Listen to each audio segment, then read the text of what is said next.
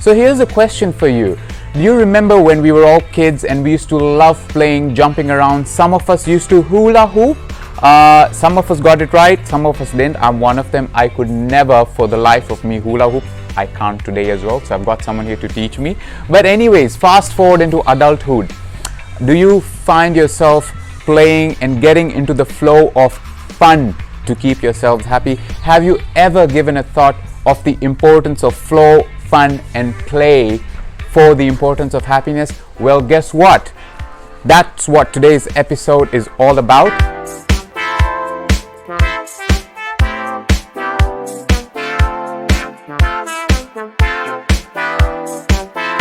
To another playful episode of Humans on Happiness, where as always we catch up with the likes of yourself, me and our beautiful guest today to understand their hacks and habits of how they lead an everyday happier life.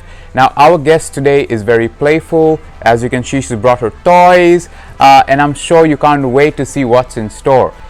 Finding our essence and element of flow, fun and play to bring ourselves the joy and happiness. And I'm so excited that I've got a beautiful person who prides herself to be a professional hula hoop coach, Emma Cantrill, all the way from Griffith in New South Wales. Welcome, Emma. So happy to have you here. Thanks, TJ. And as always, at the end of this episode, I'd rather say it at the start, that if you find value in this episode, if you think of one person who may find value in it, please share it with them. Even if it's just one person, for all you know, it will bring a smile on their face. So ladies and gentlemen, here goes Humans and Happiness, hula hooping our way to happiness. We'd like you to start off with sharing the story of Emma. Right. So my story has a lot to do with building confidence, personal development, growth, and becoming yourself and being comfortable with that. Right. So as a teen, I actually used to refer to myself as the sidekick. Okay. The Robin to Batman, and in like groups of friends, I was always a little bit strange, a little bit weird, a little bit on the edge. So as my friends connected, I didn't quite fit into that, Right. and there was a ongoing theme of friends just moving on and me being left behind as I perceived it. When I got into adulthood, I started to not care so much about that situation and to be more comfortable in regards to how different I thought that I was. As I continued to grow, I come across hula hooping. Just randomly online, what I saw was a young girl dancing in her yard, and she's just floating. And she was smiling, she was happy, and she was just moving so beautifully. And it's what I've never seen anything like that. Like when I think of hula hooping, I think just on the waist, you know, or spinning on your hand. I never perceived it as being like a gateway to freedom. Wow. So I went ahead and got a hula hoop, and from there my confidence journey really did properly begin. Wow. And how, if anything, would you want to be the legacy of Emma moving on? What's the one legacy you'd like to leave behind? I'd like to leave behind the power of possibility. Power of possibility. I like that. I'm actually going to hashtag that, the power of possibility. Talk to us, what does that mean to you? What does power of possibility mean? The power of possibility to me is breaking away from that I can't. So the realization that anything is possible. And when did you realize that? When I started hula hooping. So I would try to, I'd see a trick and I would try the trick, and quite obviously that wouldn't be happening. Right. So I would look at it from a different perspective and try different things until the thing that seemed impossible was possible and more. Wow.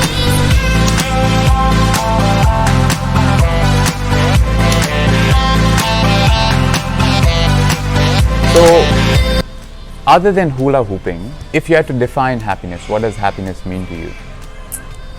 Happiness is simplicity. It's just being. There's no prerogative. There's nothing behind it. It's just a thing that's there to enjoy. I like that. Let's talk about a state of flow and fun. We've heard it a lot. It's the new mantra that young people are talking about, a state of flow. What is a state of flow to you? So flow is it's a mentality. It's a state of mind where you're doing things without thought. Right. So you can experience flow whilst cleaning your house. You've got the music going and you float from job to job, and you're not thinking. It's just happening. It's automatic. And can it be acquired with just tasks, or like you gave an example of cleaning your house? Where else can you feel, or how else can you feel a state of flow? You can feel a state of flow in conversation as well. So if you're in a comfortable situation with someone, the conversation flows through where you're comfortable and you're not thinking about what you're going to say. You're not worried about the judgment. Right. It just flows. It just comes. How can someone experience a state of flow in daily mundane tasks? I think it comes down to just focusing on how it feels. Focusing on how it feels to feel the flow. That's a whole lot of F's, and good worded F's, I'll tell you. Focus on how it feels to feel the flow. Yeah, that's the triple F. I'll keep that again. TM. Yeah. Just allow yourself to get into that present moment of whatever it is you're doing mindlessly. And I'd like to kind of again repeat what I said, mindlessly, because a lot of people talk about being mindful into a particular thing. What I personally feel is if you focus yourself too hard to try and get into something, by default you'll always keep yourself getting distracted because you're trying too hard. How about trying to get into it mindlessly and just kind of keeping on doing default, just keep on doing, and you'll actually find yourself enjoying the particular task much more.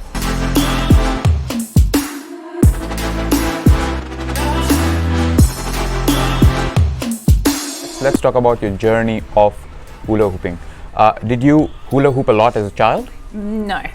So I tried to hula hoop in the schoolyard as a kid, and I was that one that just kind of flailed around and it fell, and I'd look over there, oh, they're doing it, and I can't.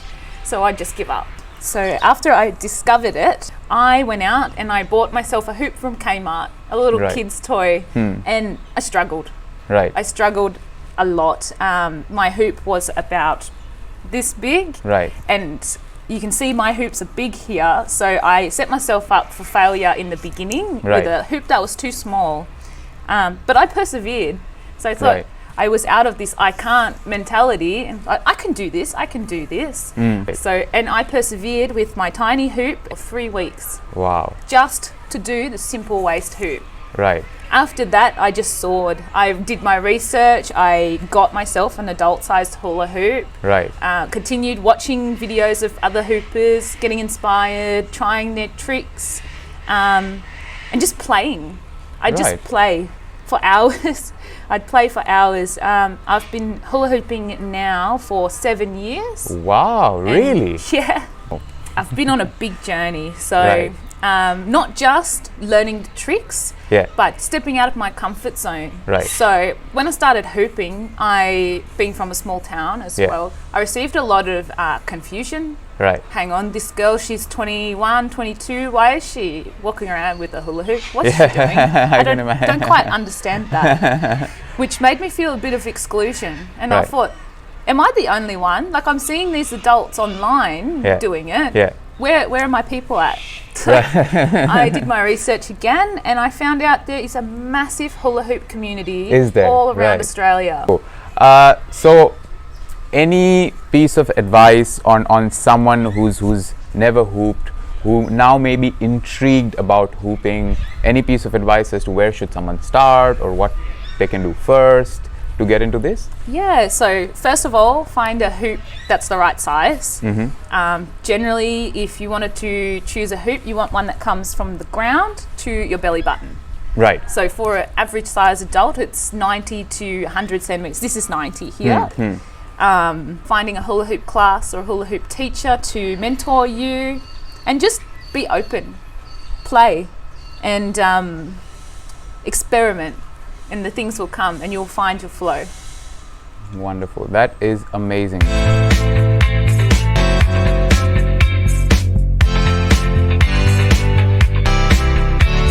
At the very start, you talked about when growing up, you felt yourself as a sidekick, and that your friends moved on, but you stayed back.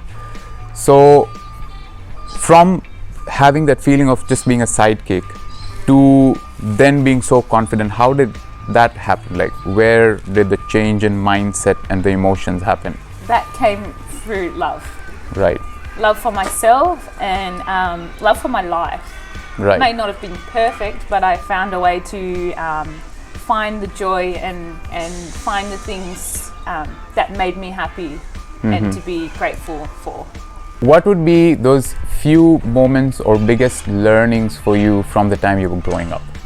The biggest learnings. I learnt a lot about empathy as a child. My sister was Down syndrome, or she is Down syndrome. So only 2 years apart, I'm the big sister, and going through life with her made me realise the concept of being different, the concept of judgment, and how that can affect the way people feel.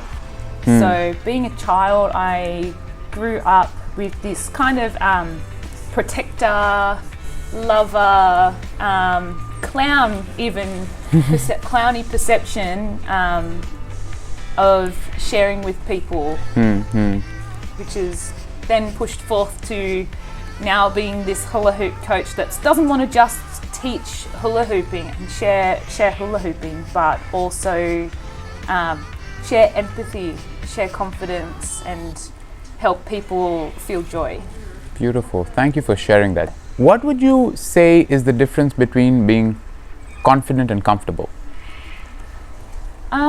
So being comfortable is being in a state of, this is okay. I'm okay to be this, and everything's all right. And being confident is being in a state of, it's being in a state of like, this is great, this is awesome, I can do this kind of thing. So there's a comfort to being a bit more relaxed in a situation, to a confidence where you're pushing through something that makes you uncomfortable and using that confidence to do it. So I think even if you don't have that level of confidence, as long as you're comfortable with who you are, with what you are, I think being comfortable forms the bedrock of confidence. Absolutely. That's fantastic. How important is having fun in your life? Close to top tier. Close to top tier. What's life without fun? Really? Absolutely. You've seen through this episode, you've seen her at her best with her hula hooping. So yeah, look her up. #DizzyDilemma. Don't forget that. And we're not letting you off so easy. So Emma, are you ready for Quick Fire 5? Sure. Absolutely. So let's go with it.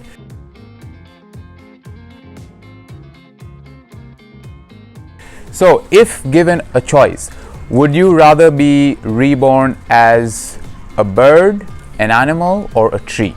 I've always wanted to be a bird. Oh, wonderful. Okay. If given a choice, would you rather go back in time or would you rather go forward in time? Well, it depends if I get to choose how far back. There's a lot of times in history that would have been a real wild time to be alive, for sure. 3 things you would not leave your house without, and hula hoop's not one of them. Water bottle, hydration is good, sunglasses, and a happy face. I like that. I think I carry that on me all the time as well.